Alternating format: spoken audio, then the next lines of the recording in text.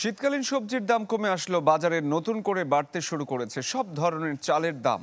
চড়া মূল্যস্ফীতির চাপে নতুন করে দিশেহারা ক্রেতার স্বস্তি নেই মুরগি এবং মাছের বাজারে গিয়েও। আলু ও পেঁয়াজের টালমাটাল বাজারের জন্য পাইকারদের দায়ী করলেও অতিরিক্ত দামের কারণ জানা নেই খোদ খুচরা বিক্রেতাদের।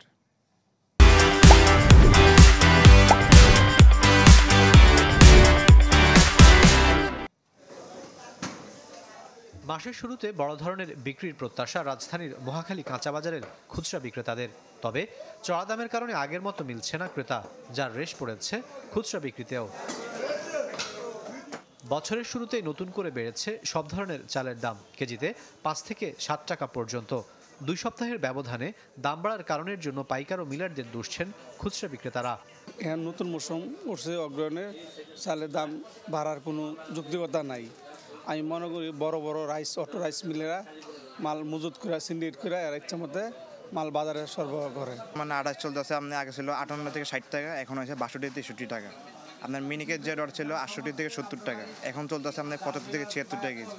তৈরি তরকারির দাম বেশি বা সব কিছুর দাম বেশি হইলে আমাদের ইনকাম হলো কম, বাজারে খরচ বেশি, তার সাথে মিলে না, তারপর আমাদের কষ্ট হয়ে যায়।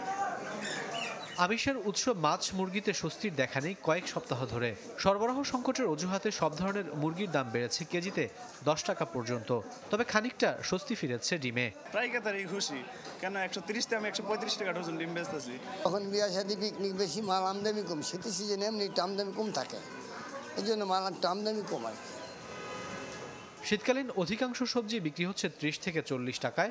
এদিকে ভরা মৌসুমে আলুর কেজি 50 থেকে 55 টাকা, আর ভারতীয় আমদানি বন্ধের অজুহাতে কেজি প্রতি 5 টাকা বেড়েছে পেঁয়াজের দাম। পেঁপে 40 টাকা কেজি, তারপর হইলো শাক, এই লাল শাক বড় বড় আর 15 টাকা, এ তো কোনো এক সময় 30 টাকা ছিল। টমেটো মাছ হলো 150, 200, 250 টাকা কেজি, এখন হচ্ছে 80 টাকা কেজি। পেঁয়াজের দামটা মাঝখানে যাওয়ার সময় নতুন আইছিল, নতুন পেঁয়াজ অনেক কম ছিল, কিন্তু হঠাৎ করে আবার 1-2 দিনের ব্যবধানে 8-10 টাকা ডিফারেন্স হয়ে গেছে। 14% বেশি খাদ্য মূল্যস্ফীতির চাপ কমাতে সরকারের দৃশ্যমান পদক্ষেপ চান ক্রেতা বিক্রেতারা। রাকিব আল জাবেদ, চ্যানেল 24, ঢাকা।